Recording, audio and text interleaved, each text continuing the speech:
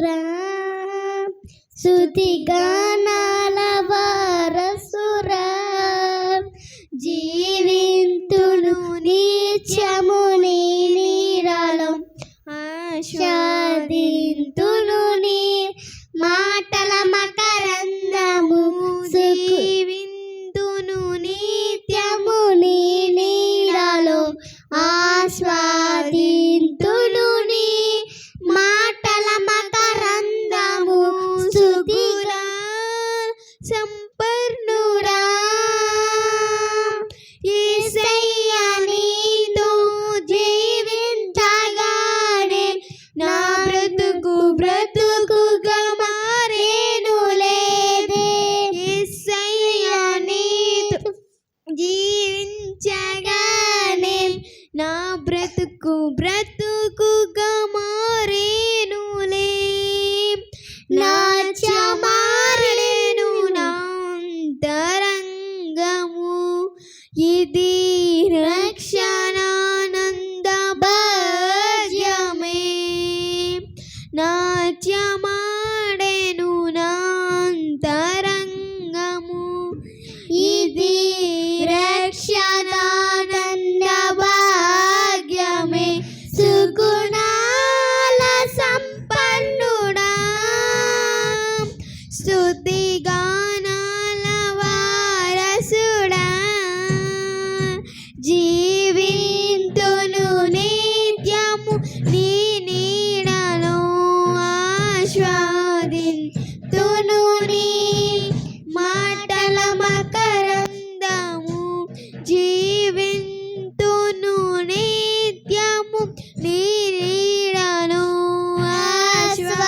ఆస్వాదింతును నీ మాటల మకరందము సుగుణాల సంపన్నుడా యేసయ్యా నిన్ను వెన్నెంతగానే ఆజ్ఞల మార్గము కనిపించలేదే యేసయ్యా నిన్ను వెన్నెంతగానే ఆజ్ఞల మార్గము కనిపించలేదే నీవు నన్ను నడిపించగలవు నేను నడువవలసిన త్రోవలో నీవు నన్ను నడిపించగలవు ఇది నడువవలసిన త్రోవలో సుగుణాల సంపన్నుడా స్తుతిగానాల వారసుడా జీవింతును నిత్యం నీ నీడలో ఆస్వాదింతును నీ మాటల మకరందము జీవింతును నిత్యము నీ నీడలో ఆస్వాదింతును నీ మాటల మకరందము సుగుణాల సంపన్నురా హల్లెలూయా హల్లెలూయా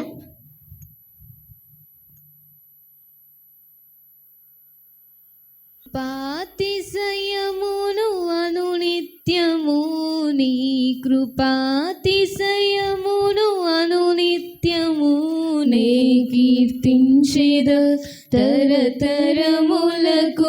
నీ విశ్వాస్యతను నే ప్రచురింతును నే కీర్తించేద తరతరములకు నీ విశ్వాస్యతను నే ప్రచురింతును నీ కృపా ఆకాశము కంటే హెచ్చైనది నీ కృపా ఆకాశము కంటే హెచ్చైనది మౌనిగా ఎటులుండెదా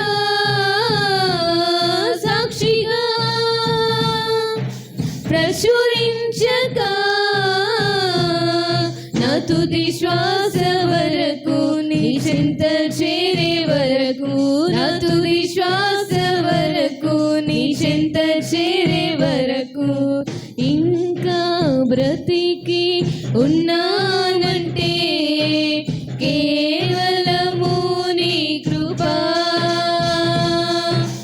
ఇంకా సేవలో ఉన్నామంటే కేవలము నీ కృపా.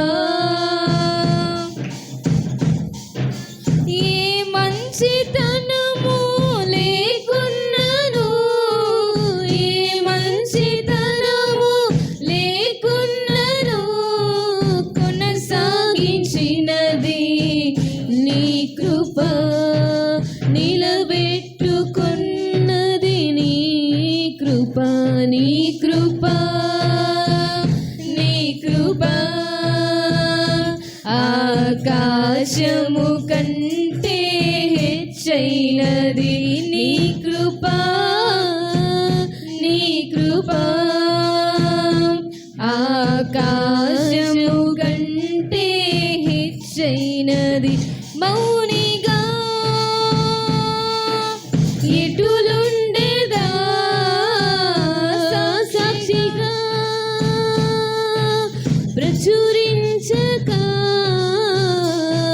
నా తుది శ్వాస వరకు నీ చెంత చేరే వరకు, నా తుది శ్వాస వరకు నీ చెంత చేరే వరకు 10 తరములుగా వెంటాడిన మోయాబు శాపము నీ కృపను శరణు వేడగా మార్చినే 1000 తరములు. అన్యురాలైన రూతును ధన్యురాలుగా మార్చినది నీ కృపయే నన్ను దీవించగా. ఏ శాపము నాపై పని చేయదు నీ కృప, నీ కృప. ఆకాశము కంటే హెచ్చైనది నీ కృప, నీ కృప. ఆకాశము కంటే హెచ్చైనది. హల్లెలూయా.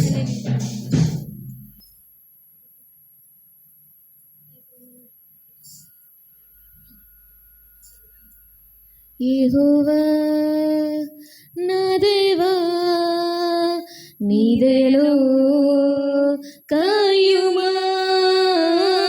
యెహోవా నా దేవా నీ దయలో కాయుమా. ఎన్నికి లేని నన్ను ప్రేమించితివే, ఏలికగా నన్ను మలచితివే.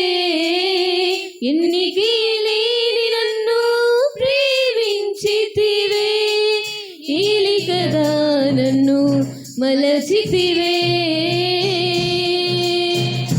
యెహోవా నా దేవా నీ దయలో కాయుమా. యెహోవా నా దేవా నీ దయలో కాయుమా. నా నీతికి ఆధారమగు దేవా నేను మొరపెట్టగా. నా నీతికి ఆధారమగు దేవా నేను మొరపెట్టగా. ఇరుకులలోనే కృంగినప్పుడు నాకు విశాలత కలిగించుమా. ఇరుకులలోనే కృంగినప్పుడు నాకు విశాలత కలిగించుమా.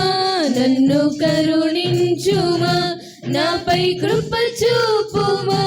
నన్ను కరుణించుమా, నాపై కృప చూపుమా. యెహోవా యెహోవా నా దేవా నీ దయలో కాయుమా యెహోవా నా దేవా నీ దయలో కాయుమా నరులెల్లరూ ఎంతకాలం నా కీర్తిన నిషేధరు నరులెల్లరూ ఎంతకాలం నా కీర్తిన నిషేధరు పనికిరాని వాటిని ప్రేమించెదరు నేరాలుగా వాటిని మలిచెదరు పనికిరాని వాటిని ప్రేమించెదరు నేరాలుగా వాటిని మలిచెదరు నన్ను కరుణించుమా నాపై కృప చూపుమా నన్ను కరుణించుమా నాపై కృప చూపుమా యెహోవా నా దేవా నీ దయలో కాయుమా యెహోవా నా దేవా నీ దయలో కాయుమా యెహోవా శాంతి నాకు దయచేసి సమాధానమిచ్చితివే యెహోవా శాంతి నాకు దయచేసి సమాధానమిచ్చితివే ధాన్య ద్రాక్షముల కన్నా అధికముగా నీవు ఆనందముతో నింపితివే ధాన్య ద్రాక్షముల కన్నా అధికముగా నీవు ఆనందముతో నింపితివే నన్ను నియమించితివే నాలో బలించితివే నన్ను నియమించితివే నాలో బలించితివే యెహోవా నా దేవా నీ దయలో కాచితివే యెహోవా నా దేవా నీ దయలో కాచితివే పాపినైన నన్ను ప్రేమించితివే నీ వారసునిగా నిలిపితివే పాపినైన నన్ను ప్రేమించితివే నీ వారసునిగా నిలిపితివే యెహోవా నా దేవా నీ దయలో కాచితివే యెహోవా నా దేవా నీ దయలో కాచితివే హల్లెలూయా హల్లెలూయా కీర్తనల గ్రంథము 20 యెహోవా నీ దిక్కునకు చూచి నా ఆత్మను ఎత్తుకొనుచున్నాను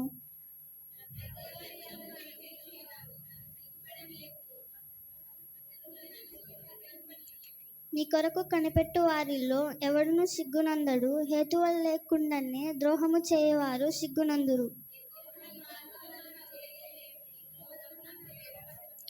నన్ను నీ సత్యము ననుసరింపజేసి నాకు ఉపదేశము చేయుము నీవే నా రక్షణకర్తవైన దేవుడవు దినమెల్లా నీ కొరకు కనిపెట్టుచున్నాను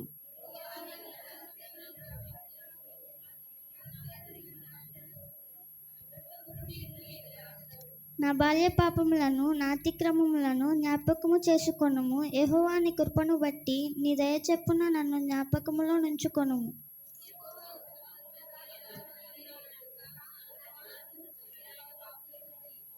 న్యాయ విధులను బట్టి ఆయన దీనులను నడిపించును తన మార్గమును దీనులకు నేర్పును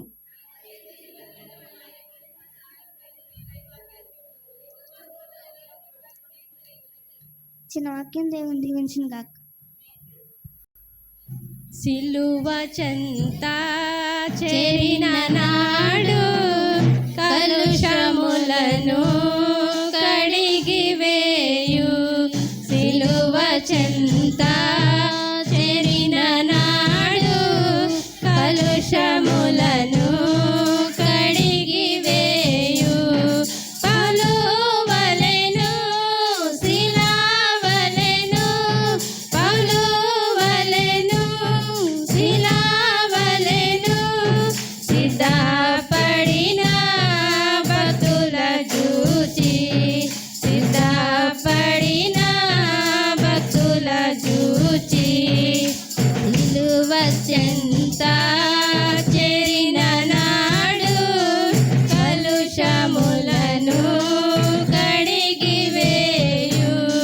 సిలువ చెంత చేరిన నాడు కలుషములను కడిగి వేయు.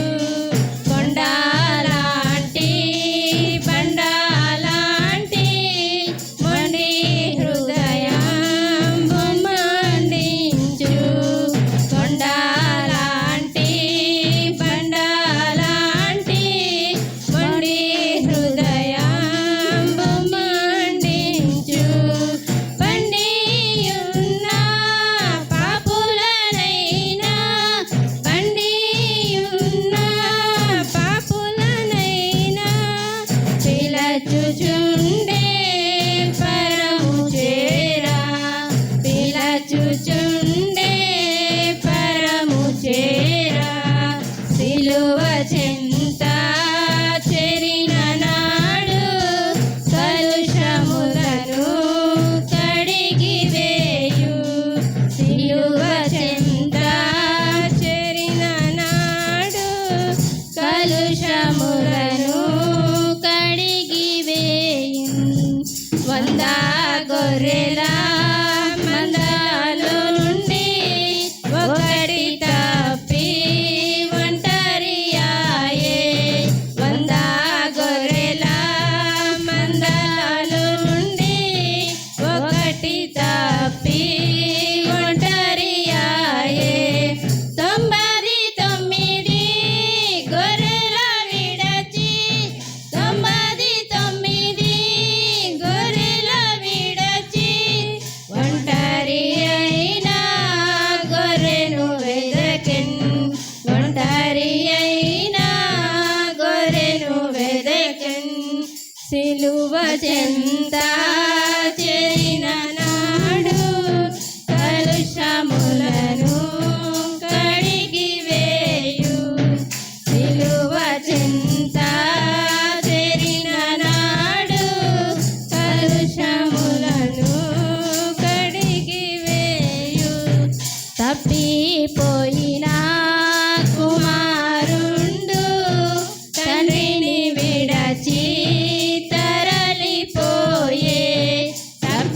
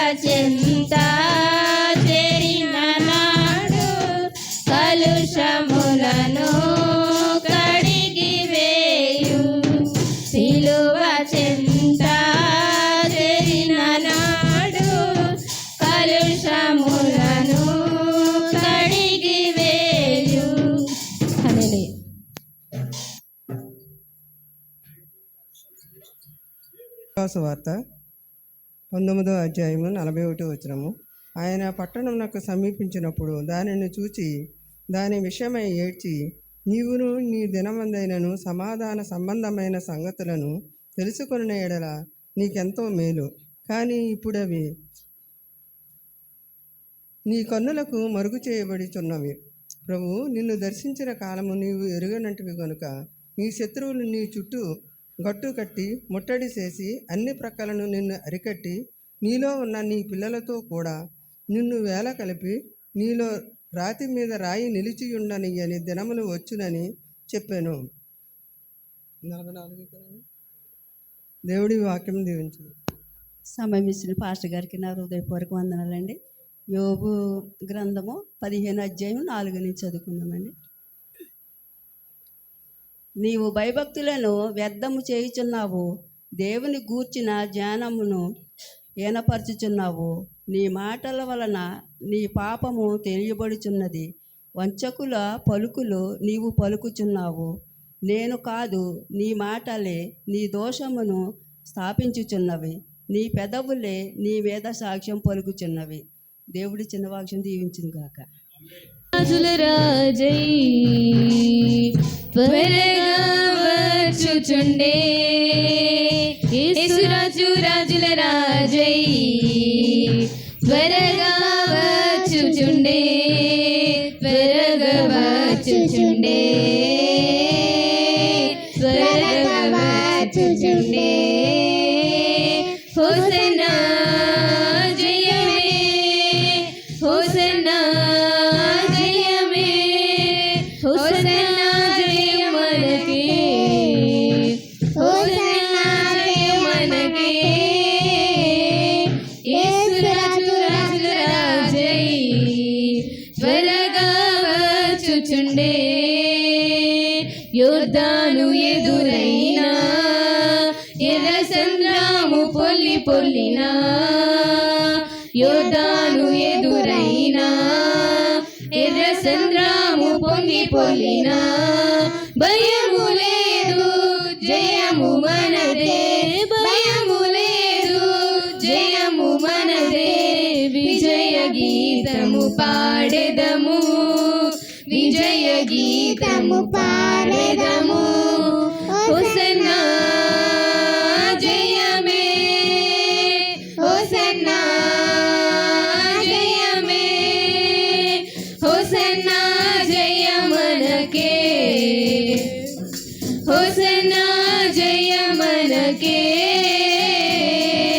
యేసు రాజు రాజుల రాజై త్వరగా వచ్చుచుండే. శరీర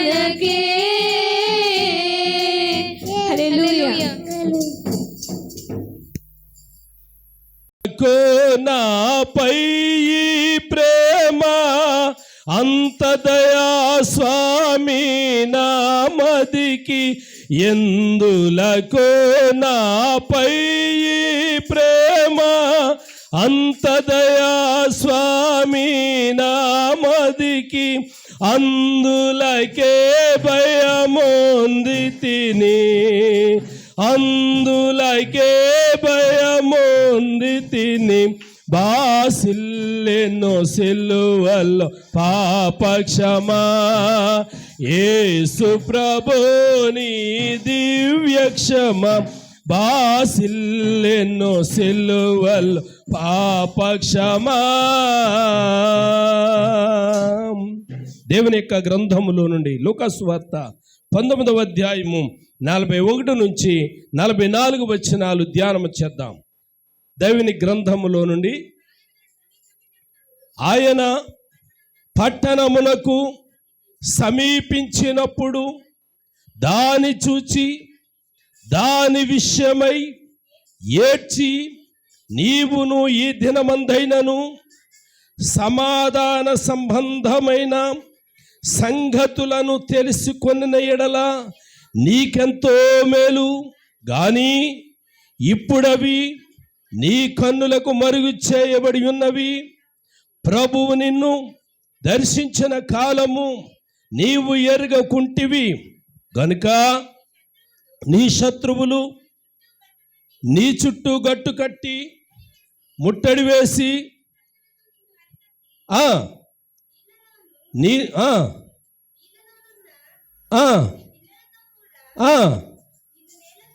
నిన్ను నేల కలిపి రాతి మీద రాయి నిలిచి ఉండనియని దినములు వచ్చునని చెప్పాను. చాలు. చదవబడిన పరిశుద్ధ లేఖనాన్ని కృపగలిగిన దేవుడు మన కొరకు దీవించునుగాక. ఆమేన్. చదవబడినటువంటి లేఖన భాగంలో 2000 సంవత్సరాల కిందట క్రీస్తు ప్రభు వారు పరలోకాన్ని విడిచి భూలోకానికి వచ్చి 30 సంవత్సరాలు ప్రియులారా ఆయన లోకములో మరి కుటుంబముతో గడిపి 30 సంవత్సరాల యవ్వన ప్రాయంలో ఆయన యొర్దాను నదిలో బాప్తీసం ఇచ్చి యోహాను గారి చేతుల మీదుగా బాప్తీసం పొంది 40 దినాలు అరణ్యములో ఉపవాసం చేసి దేవుని యొక్క ఆత్మచేత తాకబడి నింపబడి 40 దినాలు ఉపవాసము తర్వాత ఆయన లోకములోనికి ప్రవేశించి దేవుని యొక్క చిత్తమును జరిగించుటకు, దేవుని యొక్క సంకల్పమును జరిగించుటకు, అద్భుతాలు చేయుటకు, ఆశ్చర్య కార్యాలు చేయుటకు, పాపులను రక్షించుట, కుంటివారిని మేలు చేయడానికి ఆయన లోకములోనికి వచ్చాడు. ఇలాగ 3.5 సంవత్సరాలు సువార్తను చేశాడు. సువార్తను చేసి పరిచర్యని చేశాడు. 3.5 సంవత్సరాల అంతములో ఆయన మరి మన పాపముల కొరకు అప్పగించబడడానికి, సిలువ వేయబడడానికి సిద్ధపడుతున్నటువంటి దినాలవి. దేవునికి స్తోత్రం. ఆ దినాలలో ప్రియులారా ఆయన యెరూషలేములోనికి ప్రవేశించారు. యెరూషలేములోనికి ప్రవేశించిన తర్వాత యెరూషలేములోనికి ప్రవేశిస్తూనే ఆ పట్టణమును చూచి ఏడుస్తూ ఉన్నాడు. దేవునికి స్తోత్రం కలిగిన గాక. ఈరోజు మన అంశం ఏంటి అని అంటే చెప్పండి, విలపించు ప్రవక్త. విలపించుట అనగా కొన్ని పర్యాయ పదాలు చెప్తారా? ఏడ్చుట, ఇంకా అమ్మ రోదించుట, ఇంకా దుఃఖించుట, ఇంకా భలే చెప్తున్నారు, దేవునికి మహిమ కలుగును గాక. ఇంకా ప్రలాపించుట, ఇంకా కన్నీళ్ళు విడుచుట. ఏదేమైనా కానీ ప్రియులారా ప్రలాపించుట అనేది మనం చూస్తూ ఉన్నాం, దుఃఖించుట అనేది మనం చూస్తున్నాం. దీనంతటిని కూడా మనము ఆలోచన చేస్తే దీని వెనుకున్నటువంటి భావం ఏంటి అని అంటే ఆ ఏడుపులు, ఆ దుఃఖములో వారికి ఉన్నటువంటి ఆ బాధను వ్యక్తం చేయటమే. ఏడుపులో ఏం కనబడుతుంది? అంతరంగంలో ఉన్నటువంటి బాధ బయటకు వస్తుంది. అంతే కదండి. ఏ వ్యక్తి అయినా ఏడుస్తూ ఉన్నాడు అని అంటే, ఏ స్త్రీ అయినా పురుషుడైనా ఎవరైనా చిన్నవారైనా పెద్దవారైనా ఏడుస్తూ ఉన్నారు అని అంటే ప్రియులారా బాధ వ్యక్తం చేస్తూ ఉన్నారు. ఏం బాధ వచ్చింది? ఏదో బాధ ఉంది. ప్రియులారా, సైకిల్ మీద నుంచి పడిపోయాడేమో ఏడుస్తాడు, మోటార్ సైకిల్ నుంచి పడిపోయాడేమో ఏడుస్తున్నాడు, తండ్రిని కోల్పోయాడేమో ఏడుస్తూ ఉన్నాడు, భార్యని కోల్పోయాడేమో ఏడుస్తూ ఉన్నాడు, తల్లిదండ్రులను కోల్పోయాడేమో ఏడుస్తూ ఉన్నారు. అంటే వేడుపు వెనక ఏదో ఒక బాధ దాగి ఉంటుంది. బాధ లేకుండా ఏడుపు అనేది ఉండదు, బాధ లేకుండా దుఃఖం అనేది అక్కడ కనిపించదు. అయితే ఇక్కడ మనం చూసినట్లయితే చాలా జాగ్రత్తగా గమనిస్తే ఎవరు ఏడుస్తూ ఉన్నారు అని గనక ఆలోచన చేస్తే సృష్టికర్త అయినటువంటి రక్షకుడైనటువంటి యేసుక్రీస్తు ప్రభువారు ఏడుస్తూ ఉన్నట్లుగా మనం చూస్తూ ఉన్నాం. యేసుక్రీస్తు ప్రభువారిని గురించి బైబిల్ గ్రంథాన్ని మనం చదువుతూ ఉన్నప్పుడు యేసుక్రీస్తు ప్రభువారికి ముంగుర్తు అని ఎవరినంటారంటే ఇర్మియా ప్రవక్తను అంటారు. ఎందుకు అని అంటే యేసు ప్రభులాగానే ఇర్మియా కూడా సారిసారిగా ఏడ్చేవాడు. ఎందుకు ఏడ్చేవాడు? భార్య గురించి ఆడలేదు, బిడ్డల గురించి ఆడలేదు, ఆస్తిపాస్తుల గురించి ఆడలేదు, మేడమిద్దెల గురించి ఆడలేదు, లోక భాగ్యాల కోసం ఆడలేదు, ప్రజల కొరకు ఏడ్చాడు. దేవునికి స్తోత్రం. ఇర్మియాని ఏమన్నారంటే విలపించు ప్రవక్త అన్నారు. ఇర్మియాను కూడా విలపించు ప్రవక్త అన్నారు. యేసుక్రీస్తు ముంగుర్తు ఇర్మియా అని చెప్పి బైబిల్ పండితులు జ్ఞాపకం చేస్తూ ఉంటారు. సారిసారిగా ఇర్మియా ప్రజలను చూచి ఏడుస్తూ ఉండేవాడు. అయ్యో, ఇప్పటికైనా సరే దుర్మార్గమును విడిచిపెట్టి దేవుని దగ్గరికి రండి, దుర్మార్గుడు దుర్మార్గంలో చనిపోతే ఆయనకి ఇష్టం కాదు అని చెప్పి ఆయన హెచ్చరిస్తూ ప్రజలను చూచి ఏడుస్తూ ఉండేవాడు ఇర్మియా. ఇప్పుడు యేసు ప్రభువును గురించి మనం ఆలోచన చేస్తూ ఉన్నాము. యేసు ప్రభువును గురించి మనం ఆలోచన చేస్తూ ఉన్నప్పుడు యేసు ప్రభు వారు మనం చదువుకున్నటువంటి ఈ పాఠ్య భాగంలో మనం చదివినటువంటి ఈ పాఠ్య భాగంలో మనకేం కనబడుతున్నాయి అని అంటే యెరూషలేములోనికి ఆయన ప్రవేశిస్తూనే ఆ పట్టణమును చూచి ఆ పట్టణము కొరకు ప్రభువు ఏడ్చాడు. దేవునికి స్తోత్రం కలిగిన గాక. పట్టణం కోసం ఏడడం ఏంటి? పట్టణము కోసం ఏడవడం ఏంటి? పట్టణం అంటే ప్రియులారా ఆ పట్టణం యొక్క పరిస్థితులను గురించి ఆయన ఏడుస్తూ ఉన్నాడు. పరిస్థితులు అంటే ఏంటి? వెనక్కడికి మనం చదివితే దేశం అంటే మట్టి కాదు, దేశం అంటే మనుషులు అన్నారు. కాబట్టి ఇప్పుడు పట్టణం కోసం ఏడుస్తున్నాడు అని అంటే దాని వెనక పరమార్థం ఏంటంటే ఆ పట్టణములో ఉన్నటువంటి ప్రజలను చూచి ఏడుస్తూ ఉన్నాడు. దేవునికి స్తోత్ర. ఆ పట్టణంలో ఉన్నటువంటి మనుష్యులను చూచి ఏడుస్తూ ఉన్నాడు. ఎందుకు ఏడుస్తూ ఉన్నాడు అని కనుక ఆలోచన చేస్తే 3 విషయాలు చదివినటువంటి లేఖనములో నుండి పరిశుద్ధాత్మ దేవుడు ఎత్తి మనకు చూపిస్తూ ఉన్నాడు. ఆయన ఎందుకు ఏడుస్తూ ఉన్నాడు, ఆయన ఎందుకు విలపిస్తూ ఉన్నాడు, ఆయన ఎందుకు కన్నీరు కారుస్తూ ఉన్నాడు, ఎందుకు పశ్చాత్తాపపడుతూ ఉన్నాడు, ఎందుకు బిడ్డలారా ఆయన యెరూషలేమును చూచి అంతరంగంలో బాధను వ్యక్తం చేస్తూ ఉన్నాడు అని గనక ఆలోచన చేసినట్లయితే ఇక్కడ 3 సంగతులను మనము గమనించాలి.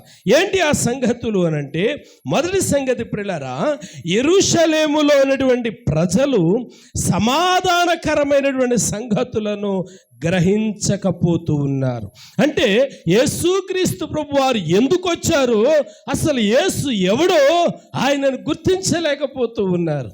ఆయన ఏదో గలిబిలి చేస్తున్నాడని కొందరు అనుకుంటూ ఉన్నారు, ఆయన ఏదో దెయ్యం పట్టినోడని మరికొందరు అనుకుంటూ ఉన్నారు. ప్రియులారా రకరకాలుగా ఆయన్ని గురించి సనుక్కుంటూ ఉన్నారు, బహిరంగంగా కూడా మాట్లాడుతూ ఉన్నారు. అందరు గురించి యేసు ప్రభు వారు ఆ పట్టణంలో ఉన్నటువంటి ప్రజలను చూసి ఏమంటూ ఉన్నాడంటే, ఇదిగో బిడ్డలారా నేను సమాధానాన్ని ఇవ్వడానికి వచ్చాను అన్న సంగతి ఆయన్ని గమనించలేకపోతున్నారు. యెషయా గ్రంథములో 9వ అధ్యాయం 6వ వచనంలో మనం చదువుతాం. ఆయన ఎవరు అని గనక ఆలోచన చేస్తే అండి ఆయన కాదు 7వ అధ్యాయం 14వ వచనం చూడండి.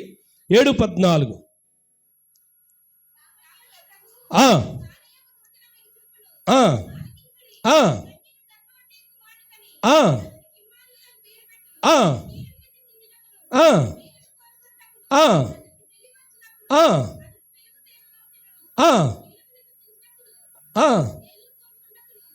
9:6 రైట్ 9:6 ఆయన ఎవరు అని అంటే ఆయన ఆశ్చర్యకరుడు, ఆలోచనకర్త, బలవంతుడైన దేవుడు, నిత్యుడగు తండ్రి సమాధానకర్త. ఇది ఆయన ఎందుకు వచ్చాడు లోకానికి అంటే మనుషులకి మధ్య సమాధానాన్ని ఇవ్వడానికి వచ్చాడు. తండ్రికి కుమారునికి మధ్య సమాధానాన్ని ఇవ్వడానికి వచ్చాడు. అత్తకి కోడలికి మధ్య సమాధానాన్ని ఇవ్వడానికి వచ్చాడు. కానీ ఈ పట్టణంలో ఉన్నటువంటి ప్రజలు ఆ సమాధానకర్తను, సమాధానకరమైనటువంటి సంగతులను గ్రహించలేకపోతా ఉన్నారు. ఆయన ఏదో గలిబిలి చేయడానికి వచ్చాడు అనుకుంటున్నారు. ఆయన ఏదో ప్రియులారా మార్చడానికి వచ్చాడు అనుకుంటున్నారు. ఆయన గురించి ఏవేవో ఆలోచనలు చేస్తూ ఉన్నారు. వినండి ప్రియులారా, వారి యొక్క ఆలోచనలను గ్రహించినటువంటి దేవుడు అయ్యో అని చెప్పి ఏడుస్తూ ఉన్నాడు. అయ్యో అని చెప్పి ఏడుస్తూ ఉన్నాడు. రెండో మాట ఏమంటున్నాడో తెలుసా? అయ్యో బిడలారా, ప్రభువు మిమ్మల్ని దర్శించిన కాలం మీరు ఎరుగకుంటేరి. అంటే ప్రభు మీ ఉన్నటువంటి అపరాధములో నుండి విడిపించడానికి, విమోచించడానికి, పాపపు ఊబిలో నుండి పైకి లేవనెత్తడానికి వచ్చాడన్న సంగతిని మీరు గమనించలేకపోతూ ఉన్నారు. ప్రభు మిమ్మల్ని దర్శించాడు, ఆ సంగతిని మీరు గమనించలేకపోతున్నారు. మూడో సంగతి చెప్పమంటారా? ఈ పట్టణం మీదకి రాబోయే ఉగ్రతను మీరు ఎరుగకుండగా ఉన్నారు. ఈ 3 విషయాలను చూచినప్పుడు తండ్రి అయినటువంటి దేవుడు లేక కుమారుడైన క్రీస్తు ప్రభువారు ఆ పట్టణమును గూర్చి ప్రియులారా విలపిస్తూ ఉన్నాడు. ఆ పట్టణమును గూర్చి ఏడుస్తూ ఉన్నాడు. ఎందుకు ఆ పట్టణమును గూర్చి ఆయన బాధపడుతూ ఉన్నాడు అంటే ఆ పట్టణంలో ఉన్నటువంటి వారు ఎలా ఉండాలనుకుంటూ ఉన్నాడు, ఆ పట్టణంలో ఉన్న వారిని ఎలా చూడాలి అని అనుకుంటూ ఉన్నాడు. తల్లిదండ్రులు బిడ్డలను కన్న తర్వాత, వినండి బిడ్డలారా, తల్లిదండ్రులు బిడ్డలను కన్న తర్వాత మన పరిస్థితి ఏదైనా కావచ్చు. నేను మట్టి పీసుకు పని చేయొచ్చు, పేడ పిసికి పని చేయొచ్చు, బరువులు ఎత్తి పని చేయొచ్చు, ప్రియులారా రకరకాలైన కష్టమైనటువంటి పని అన్నీ చేయొచ్చు. కానీ నేనేమనుకుంటానో తెలుసా? నా గర్భాన పుట్టినటువంటి వారు ఈ పని చేయకూడదు. వాళ్ళు ఒక ఉన్నతమైన స్థితిలో ఉండాలి, వాళ్ళు ఒక ఉన్నతమైన పరిస్థితులను చూడాలి, వారు శ్రేష్టమైన సౌభాగ్యమును అనుభవించాలి అని చెప్పి ప్రతి తల్లి ప్రతి తండ్రి కోరుకుంటూ ఉంటాడు. అయితే ఇక్కడ యెరూషలేము పట్టణమును గురించి తండ్రి అయినటువంటి దేవుడు ఏం కోరుకుంటూ ఉన్నాడు?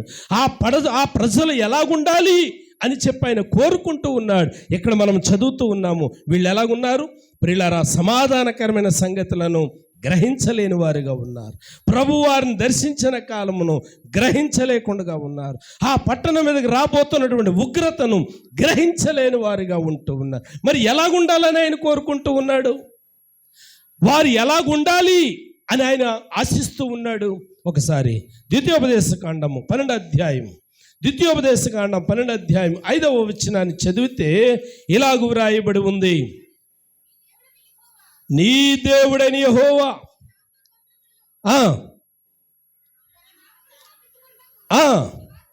నివాస స్థానముగా ఏర్పరచుకొను స్థలమును వెదకి అక్కడికే యాత్రలు చేయుచుండవలెను. వినండి ప్రియులారా, కృప కలిగిన దేవుని యొక్క ఉద్దేశం ఏమిటి అని కనుక ఆలోచన చేస్తే మీరు అక్కడికిక్కడికి తిరగకూడదు. కొన్ని విషయాలు పైన చదవండి. మీరు ఇంటికి వెళ్ళిన తర్వాత మీరు అక్కడికిక్కడికి తిరగకూడదు, ఆ స్థలానికి ఈ స్థలానికి తిరగకూడదు. దొరుకుంటుంది పాటికి కదండి. ఆ స్థలానికి ఈ స్థలానికి తిరగకూడదు. నేను మెచ్చనివి కార్యాలు, నేను ఇష్టపడిన కార్యాలు మీరు చేయకూడదు. నేను ఏ విషయాలైతే నేను మీతో చెప్పానో ఆ కార్యాలను మాత్రమే మీరు చేయాలి. కానీ వీళ్ళు ఎలాగుంటున్నారు? 2వ వచనంలో చదవద్దు, కానీ 2వ వచనం ఎలాగుంది అని కనుక ఆలోచన చేసినట్లయితే ప్రియులారా, అక్కడ దేవుడు ఇష్టపడనటువంటి ఒక కార్యాన్ని వాళ్ళు చేస్తూ ఉన్నారు. ఇప్పుడు యెరూషలేములోని పట్టణస్థులు కూడా దేవునికి ఆయాసకరమైనటువంటి కార్యాలను చేస్తూ ఉన్నారు. దేవునికి ప్రియులారా ఆయాసకరమైనటువంటి పనులను వారు చేస్తూ ఉన్నట్లుగా మనం చూస్తున్నాం. 11వ వచనం చూడండి, 12వ అధ్యాయంలోనే నేను మీకు ఆజ్ఞాపించు సమస్తమును అనగా మీ దహన బలులను, మీ బలులను, మీ దశమ భాగములను, ప్రతిష్టములుగా మీరు చేయు నైవేద్యమును, మీరు యెహోవాకు మ్రొక్కుకొను మీ శ్రేష్టమైన మ్రొక్కుబళ్లను, మీ దేవుడని యెహోవా తన నామమునకు నివాసముగా ఏర్పరచుకొను స్థలమునకే మీరు తీసుకొని రావాలని. ఎక్కడికి రావాలి? ఆయన కోరుకున్నటువంటి స్థలం యెరూషలేం. ఆయన కోరుకున్నటువంటి స్థలం యెరూషలేం. మీరు యెరూషలేములోనికి రావాలి. యెరూషలేములోనికి వచ్చి మీరు ఆరాధన చేయాలి అని ఆయన కోరుకుంటూ ఉంటే, ప్రియులారా, ఏం చేస్తున్నారు మన పితరులు అని అంటే, 12వ అధ్యాయంలో 2-3 వచనాలను మనం చదువుతూ ఉన్నప్పుడు పచ్చని చెట్ల కింద కూర్చుంటున్నారంట. పచ్చని చెట్ల కింద కూర్చుంటున్నారంట. ఆయన నామమునకు ఆయాసకరమైనటువంటి రోత పుట్టించే కార్యాలు వాళ్ళు చేస్తున్నారంట. వినండి వినండి ప్రియమైనటువంటి దేవుని బిడ్డలారా, చూచినప్పుడు ఆయనకి ఏమొచ్చింది అని అంటే బాధ అనిపించింది. ఏం చెయ్యాలని ఆయన కోరుకున్నాడు? ఏం చెయ్యాలి అని ఆయన కోరుకున్నాడు? నా ప్రజలు, నా పేరు పెట్టబడినటువంటి నేను కోరుకున్నాను. ఏం కోరుకున్నాను? యెరూషలేములో నా మందిరం ఉండాలని కోరుకున్నాను. కాబట్టి దావీదుని ఏర్పాటు చేసుకొని ధనమును దాయించాను. సొలొమోనుని ఏర్పాటు చేయించుకొని మందిరమును కట్టించాను. అక్కడికి వచ్చి మీరు ఆరాధన చేయాలని నేను కోరుకుంటే మీరేం చేస్తున్నారు? కనబడిన ప్రతి పచ్చని చెట్టు కింద కూర్చొని దేవునికి ఆయాసకరమైనటువంటి పనులు చేస్తూ ఉన్నారని ఆ పట్టణమును చూచినప్పుడు ఆయన ఏడుస్తూ ఉన్నాడు. కొన్ని పర్యాయాలు ప్రియులారా, తల్లిదండ్రులు కూడా ఏడుస్తూ ఉంటారు. ఎందుకమ్మా ఏడుస్తున్నావు అని అంటే, నా కొడుకునండి, నా కూతురునండి ఐఏఎస్ చేయాలనుకున్నానండి, ఐపీఎస్ చేయాలనుకున్నానండి, ఎవరినో తీసుకుని వెళ్ళిపోయాడండి. అంటే తండ్రి యొక్క ఉద్దేశం ఏంటి? బిడ్డను ఎక్కడో పెట్టాలి, ఎక్కడో ఉంచాలి. కానీ బిడ్డ ఏం చేశాడు? తండ్రి యొక్క ఆలోచనలను తెంపేశాడు. ప్రియులారా, ఇప్పుడు తండ్రికి ఏడుపు తప్ప మరేమి మిగలదు. కాబట్టి ఇప్పుడు క్రీస్తు ప్రభు వారు కూడా ఏడుస్తూ ఉన్నారు. ఎందుకు ఏడుస్తూ ఉన్నారు అనగా,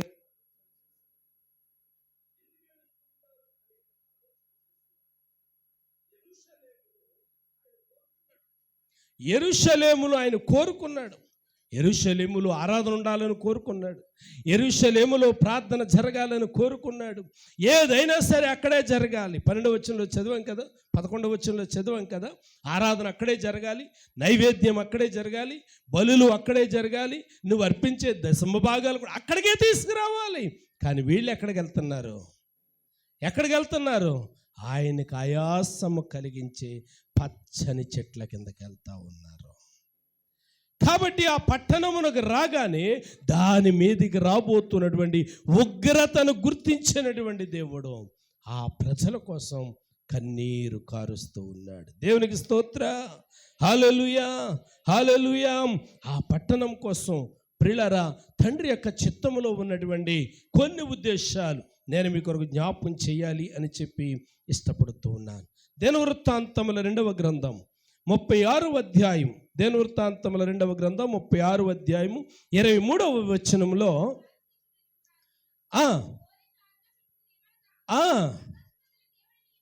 ఆకాశమందుండు దేవుడైన యెహోవా లోకమందున్న సకల జనములను నా వశము చేసి యూదాదేశమందున్న యెరూషలేములో తనకు మందిరమును కట్టించుమని.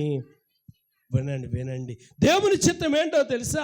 మందిరం యెరూషలేములోనే ఉండాలి. యెరూషలేములో ఆరాధన జరగాలి. యెరూషలేములో దేవుని యొక్క సన్నిధి ఉండాలి.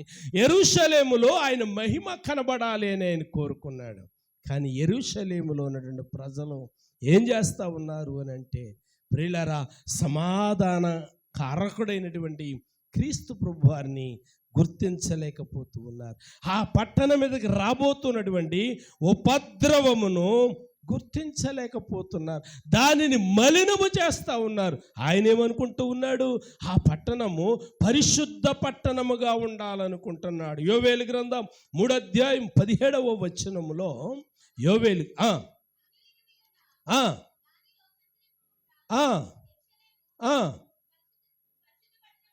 యెరూషలేము పరిశుద్ధ పట్టణముగా ఉండును. వినండి ప్రియులారా, ఆయన ఏం కోరుకుంటున్నాడు? యెరూషలేము ఎలాగ ఉండాలనుకుంటున్నాడు? పరిశుద్ధ పట్టణముగా ఉండాలి అనుకుంటూ ఉన్నాడు. మరి లోకం ఏం చేస్తుంది? సంఘం ఏం చేస్తుంది? అపవిత్రపరుస్తూ ఉంది. ప్రియా దేవుని బిడ్డలారా గమనించండి. ఇంతకీ ఆ యెరూషలేము ఎక్కడుంది? ఆ యెరూషలేము యెరూషలేమును గురించి ఇప్పుడు పరిశుద్ధాత్మ దేవుడు మాట్లాడుతూ ఉన్నాడు.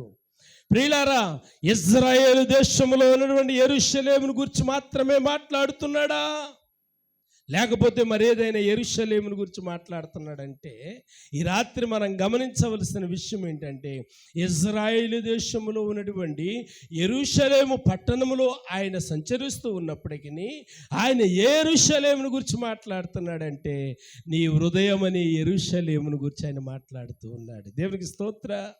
ఈ యెరూషలేము ఎలాగుండాలి అని అంటే, ఆయనకి ఇష్టమైనదిగా ఉండాలి. దేవునికి స్తోత్ర.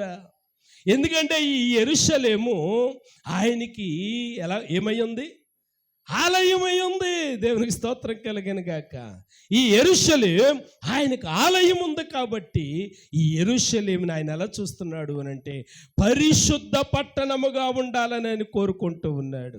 అంటే చెట్ల కింద, ప్రతి పచ్చని చెట్ల కింద సకిలించేవారిగా ఉండకూడదు. ప్రియులారా, చెప్పడానికి కొంచెం బాధాకరమైన విషయాలు అక్కడ ఉన్నాయి. మీరు ఇంటికి వెళ్ళి చదవండి.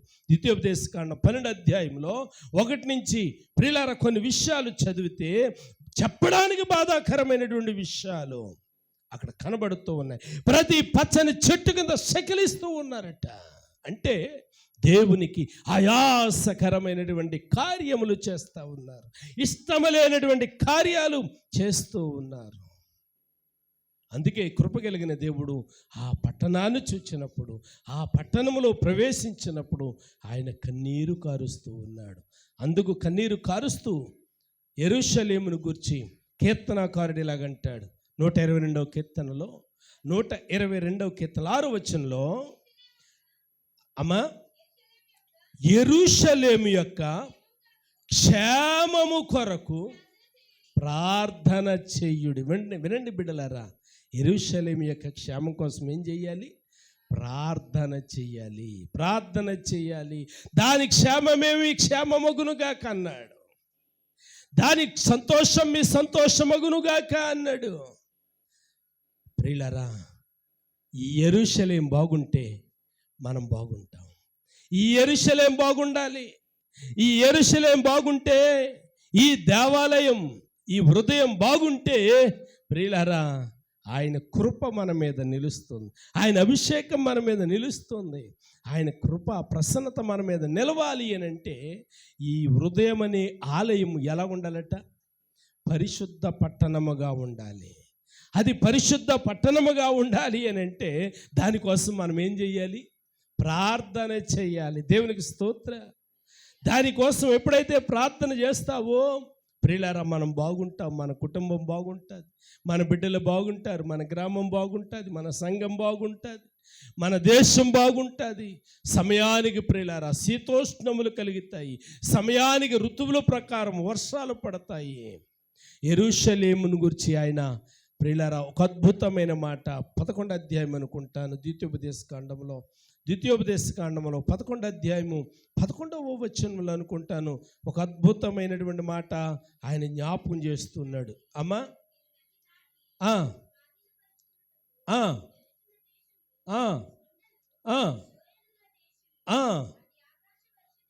అది ఆకాశ వర్ష జలము త్రాగును, అది నీ దేవుడైన యెహోవా లక్ష్యపెట్టు దేశము. నీ దేవుడైన యెహోవా కన్నులు సంవత్సరాది మొదలుకొని సంవత్సరాంతం వరకు ఎల్లప్పుడూ దాని మీద. అబ్బా, ఎంత అద్భుతమైనటువంటి మాట కదా. వినండి ప్రియమైనటువంటి దేవుని బిడ్డలారా, దేవుని యొక్క కృప, కనికిరాలు, క్షేమం, సంతోషం మన మీద ఉండాలి అని అంటే, ఆయన కన్నులు మన మీద నిలవాలి అని అంటే ఈ ఆలయం బాగుండాలి. అంటే దీనిలో ఉన్నటువంటి దురాశను చంపేయాలి, దీనిలో ఉన్నటువంటి చెడుగును చంపేయాలి, దీనిలో ఉన్నటువంటి అపరాధమును చంపేయాలి, దీనిలో ఉన్నటువంటి ప్రియులార ప్రతి చెడుగును కూడా మనము పారద్రోలాలి. వెండి బంగారాలు లేకపోయినా పర్వాలేదు కానీ దేవుని యొక్క నామ మహిమార్థమై బ్రతికే కృపనిమ్మని ప్రార్థన చేయాలి. ఇస్కరియోతు యూదా ఏదో పొందుకుందాం అనుకున్నాడు. ఏదైనా మేలు కలిగిందంటారు? ఏది మేలు కలగలేదన్న సత్యాన్ని గమనించాలి.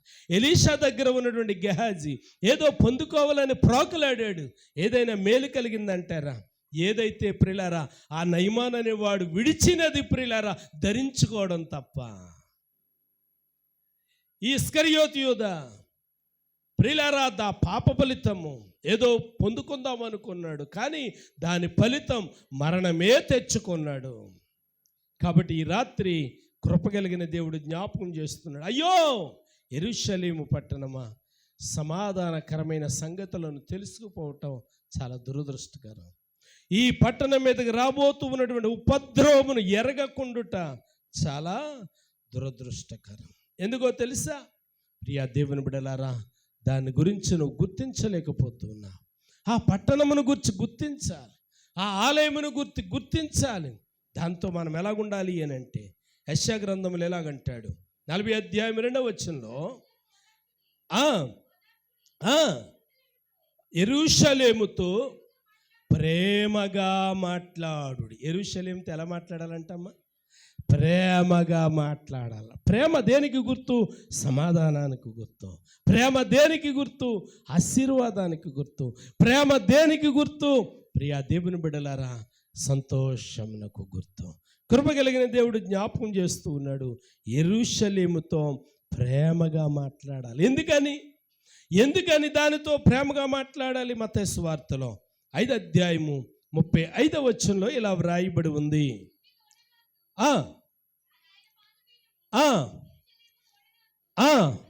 చూడండి, యెరూషలేము మహారాజు పట్టణము. అబ్బా, ఎంత అద్భుతమైనటువంటి మాట చూసారా? యెరూషలేమును గురించి ఆయన ఏడుస్తూ ఉన్నాడు. అంటే ఆ మహారాజు పట్టణాన్ని నువ్వేం చేస్తూ ఉన్నావు? చిన్నబుచ్చుతూ ఉన్నావు. దానిని నీ ఇష్టానుసారంగా చేస్తూ ఉన్నావు. దానిని నీ ఇష్టానుసారంగా చేస్తూ ఉన్నావు. ఇంకొంచెం ముందుకు వెళ్తే యెరూషలేమును గురించి ఏమన్నాడో తెలుసా కీర్తనకారుడు? 147వ కీర్తనలో 12వ చరణంలో, యెరూషలేమా యెహోవా, అంటే యెరూషలేము పట్టణము ఏం చెయ్యాలి? యెహోవాను కొనియాడ. అంటే ఇప్పుడు యెహోవాను కొనియాడవలసినటువంటి పట్టణం, యెహోవాను ప్రేమించవలసినటువంటి పట్టణం, యెరూషలేముతో ప్రేమగా మాట్లాడవలసినటువంటి పట్టణం ఏమైపోయింది అనంటే ఆయనకి విరోధముగా మారిపోయింది. యెరూషలేము పట్టణమును చూచినప్పుడు ఆయన ఏడుస్తూ ఉన్నాడు. కారణం, దాని మీదకి రాబోతూ ఉన్నటువంటి సంగతులను ఆ పట్టణము గమనించలేకపోయింది. ఈ విషయాలు మనం చదువుతూ ఉన్నప్పుడు, ఈ విషయాలు మనం వింటూ ఉన్నప్పుడు, ప్రియా దేవుని బిడ్డలారా, ఇది ఎవరిని గురించి మాట్లాడుతున్నాడు దేవుడు? నా గురించా లేక నీ గురించా? ఒక్కసారి మనలను మనం కనుక పరిశీలన చేసుకుంటే, మనలను గురించి మనం ఆలోచన చేసినట్లయితే, యోబు గ్రంథములో 15వ అధ్యాయం చదువుతూ ఉన్నప్పుడు ఈ మాటలు నా కోసమేనేమో అన్నట్టుగా అనిపిస్తూ ఉంది. ఇందాక శాంతకుమారి గారు చదివారు, చూడండి ఒకసారి. నీవు భయభక్తులను వ్యర్థము చేయుచున్నావు, దేవుని గూర్చిన ధ్యానమును హీనపరుచుచున్నావు. వింటున్నారా బిడ్డలారా? అందరూ గమనించండి. 4వ వచనం మరోసారి చదువమ్మా. నీవు భయభక్తులను వ్యర్థము చేయుచున్నావు, దేవుని గూర్చిన ధ్యానమును హీనపరుచుచున్నావు, నీ మాటల వలన నీ పాపము తెలియబడుచున్నది, వంచకుల పలుకులు నీవు పలుకుచున్నావు. 6వ వచనం, నేను కాదు నీ మాటలే నీ దోషమును స్థాపించుచున్నవి, నీ పెదవులే నీ మీద సాక్ష్యము పలుకుతున్నది. ప్రియులారా, నేను ముగిస్తూ ఉన్నాను. ముగించడానికి ముందు నేను జ్ఞాపకం చేస్తూ ఉన్నాను. ఈ మాటలు చదువుతూ ఉన్నప్పుడు యెరూషలేము నేనేనేమో, యెరూషలేము నువ్వేనేమో, దేవునికి ఆయాసకరమైన రీతిలో, దేవునికి ఆయాసము పుట్టించే రీతిలో నేను చేస్తూ ఉన్నానేమో. ఆయన దర్శించిన కాలాన్ని, ఆయన నాతో మాట్లాడినటువంటి కాలాన్ని నేను గమనించలేకపోతూ ఉన్నానేమో. ఆయన ప్రియులారా నా మీదకి పంపబోతూ ఉన్నటువంటి ఉగ్రతను నేను గుర్తించలేకపోతూ ఉన్నానేమో. బుధవారం అప్పుడు స్త్రీల కూడిక జరుగుతూ ఉంటుంది కదా. స్త్రీల కూడికలో పరిశుద్ధాత్మ దేవుడు మాట్లాడుతూ ఉంటాడు కదమ్మా. పరిశుద్ధాత్మ దేవుడు మాట్లాడినప్పుడు కొన్ని కుటుంబాలను హెచ్చరిస్తూ ఉంటాడు. ఏమని హెచ్చరిస్తూ ఉంటాడు? కొందరి కుటుంబాల మీదకి శోధన రాబోతూ ఉంది అంటే దేవుడు దర్శించినప్పుడు కూడా కుటుంబాలు ఏం చేయట్లేదు, గమనించలేకపోతూ ఉన్నాయి. ఇది నా కోసం కాదులే, మరి ఎవరి కోసం? ఐసు అంటుంది, దాని కోసం అంటుంది. గమనించండి ప్రియులారా, యెరూషలేము ప్రజలు ఇలాగే కాలం గడిపేస్తూ ఉన్నారు. నా కోసం కాదు ఇది. కానీ ఆ పట్టణాన్ని చూచి, అంటే వారిని చూచి ఆయన ఏడుస్తూ ఉన్నాడు. అయ్యో పట్టణస్థులారా, మీ మీదకి ఉగ్రత రాబోతూ ఉంది. దానికి గల కారణం ఏంటంటే ఆయన మిమ్మల్ని దర్శించిన కాలం మీరు ఎరగలేకపోయారు. ఆయన మీ దగ్గరికి వచ్చినప్పుడు మీరు చేర్చుకోలేకపోయారు. ఆయన మీతో మాట్లాడినప్పుడు ఆ మాటలను మీరు తిరస్కరించారు. గత రాత్రి మనం ధ్యానం చేస్తాము. ఆయన రాజ్యం సంపాదించుకొని రావాలని ఆయన దూరదేశం వెళితే ప్రియులారా తలాంతులు వరాలు అన్నీ ఇచ్చేసి ఆయన వెళితే వెనకాల కబురు పంపించారంట, నీవు మమ్మను ఏలుట మాకు ఇష్టం లేదు. ప్రియులారా ఇప్పుడు ఆయన ఏడుస్తూ ఉన్నాడు, ఆయన దుఃఖిస్తూ ఉన్నాడు. ఎందుకు? మన మీదకి రాబోతున్న ఉగ్రతను ఆయన చూస్తూ ఉన్నాడు. మన మీదకి రాబోతున్న శ్రమను ఆయన చూస్తూ ఉన్నాడు. మన మీదకి రాబోతున్నటువంటి ఆ భయంకరమైనటువంటి శాపమును మనం చూస్తూ ఉన్నాడు. అందుకే ఆయన సిలువను మోస్తూ అంటాడు, యెరూషలేము కుమార్తెలారా, నా కోసం కాదు, నా నిమిత్తం కాదు మీరు ఏడవలసింది, మీకోసం, మీ బిడ్డల కోసం. ఎందుకో తెలుసా? మీ అపరాధాలను బట్టి మీ మీదకి ఉగ్రత రాబోతుంది. మీ చేసినటువంటి మీ పెదాలు పలికిన మాటలను బట్టి మీ మీదకి శాపం రాబోతూ ఉంది. మీ నోరు పలికినటువంటి ఆ మాటలు మరోసారి చదవమ్మా. యోబు గ్రంథం 15:5 నీ మాటల వలన నీ పాపము తెలియబడుచున్నది. నువ్వు పలికే మాటలు ఎలాగున్నాయంటే వంచకుల పలుకులు నీవు పలుకుచున్నావు. నేను కాదు, నీ మాటలే నీ మీద నేరస్థాపన చేస్తూ ఉన్నాయి. తలలు వంచుదాం, కళ్ళు ముద్దాం, ప్రార్థన చేద్దాం. ఒకసారి మనలను మనం పరిశీలించుకుందాం. ఒకసారి మనలను మనం ఆలోచన చేసుకుందాం. ఎవరిని గురించి మాట్లాడుతున్నాడు? ఎవరిని ఉద్దేశించి క్రీస్తు ప్రభు వారు ఏడుస్తూ ఉన్నారు? ఆయన లోకరక్షకుడు, ఆయనకి ఏడవలసిన అవసరం ఏమొచ్చింది? ఎందుకు ఏడుస్తూ ఉన్నాడు? ప్రియులారా, మన మీదకి రాబోతున్నటువంటి ఉగ్రతను చూచి, మన మీదకి రాబోతున్నటువంటి నాశనకరమైన తెగులును చూచి అయ్యో అని చెప్పి యెరూషలేము పట్టణం యొక్క క్షేమము కొరకు ఆయన ఏడుస్తూ ఉన్నాడు. ఈ రాత్రి ఒక్క పర్యాయం మనలను మనం పరీక్షించుకుందాం. ఒక్కసారి మనలను మనం ఆలోచన చేసుకుందాం. యేసు ప్రభు చెప్పినట్లుగా ఎవరిని గురించి ఏడవాలి? ఈ రాత్రి నా బిడ్డలను గురించి నేను ఏడవాలి, నా కుటుంబమును గురించి నేను ఏడవాలి. నా కుటుంబం మీదకి రాబోతున్నటువంటి ఉగ్రత కారణం నా పెదవులు అలాంటి మాటలు పలికినయి, నా నోరు అలాంటి మాటలు పలికినయి. నేను పలికిన మాటలను బట్టి, నేను చేసినటువంటి నా సాక్ష్యమును బట్టి, నా క్రియలను బట్టి నా క్రియలు నేరస్థాపన చేయబోతూ ఉన్నాయి. నా క్రియలు నేరస్థాపన చేయబోతూ ఉన్నాయి. నా మాటలు సాక్ష్యము చెప్పబోతూ ఉన్నాయి. ఎవ్వరూ చూడలేదు అని మనం అనుకుంటూ ఉన్నాం. ఎవ్వరికి తెలీదు, నేను అన్న మాట నాకే తెలుసు, పక్కోడికి కూడా తెలియదు అని అనుకుంటూ ఉన్నాం. కానీ క్రీస్తు ప్రభు వారు అంటున్నారు, ఇదిగో నేను దర్శించిన కాలం నువ్వు వెరగలేదు. నీ మీదకి రాబోతున్నటువంటి ఆ ఉగ్రతను, ఉపద్రవము నువ్వు వెరగలేదు. ఈ రాత్రి ఆ ఉగ్రత మన మీదకేనేమో, నా మీదకేనేమో. ప్రభువా, ఈ రాత్రి నన్ను నేను సరిచేసుకోవటానికి ఒక అవకాశం ఇయ్యి ప్రభువా. ఈ రాత్రి ఒక్క అవకాశం నాకు దయచేయి ప్రభు అని చెప్పి ప్రభుని వేడుకుందాం, ప్రార్థన చేద్దాం.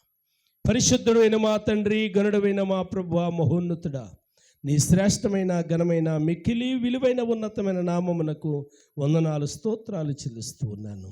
ఈ రాత్రి కొద్దిసేపు నీ సన్నిధిలో పాటల ద్వారా, ప్రార్థనల ద్వారా, స్తుతి ఆరాధన ద్వారా, ప్రభువా వర్తమానము ద్వారా మీరు మమ్మల్ని బలపరిచినందుకు నీకు వందనాలు, మమ్మల్ని సరిచేసినందుకు నీకు వందనాలు, మా పెదవులు పలుకుతున్న ప్రతి మాటను మాకు జ్ఞాపకం చేసినందుకు నీకు వందనాలు, మా నోరు పలుకుతున్న ప్రతి మాటను మా మీద ఎలా సాక్ష్యం పలకబోతూ ఉన్నాయో మీరు మాకు కనుపరిచినందుకు నీకు వందనాలు. మా మార్గాల్ని సరిచేసుకుంటూ, మా నోరును సరిచేసుకుంటూ నీకు ఇష్టముగా భూమి మీద బ్రతకడానికి ముందున్నటువంటి దినాలలో సమాధానకరమైన సంగతులను చూడడానికి సిద్ధపరచు. యేసు నామమున స్తుతించి ప్రార్థించి అడిగి వేడుకొనిచున్నాను తండ్రి, ఆమేన్. తండ్రి అయినటువంటి దేవుని ప్రేమ, ఆయన కుమారుడు రక్షకుడైన యేసయ్య కృప, ఆదరణకర్త అయిన పరిశుద్ధాత్మ దేవుని యొక్క సన్నిధి, సమాధానం ఈ రాత్రి ఈ కూడికలో పాలు పొందిన బిడ్డలందరిపైన తోడై కాపాడి దీవించునుగాక. ఆమేన్. యేసు రక్తమే జయం. ప్రభు యేసు నామమునకు సంపూర్ణ విజయం కలుగునుగాక. Amen, amen, amen. God bless you.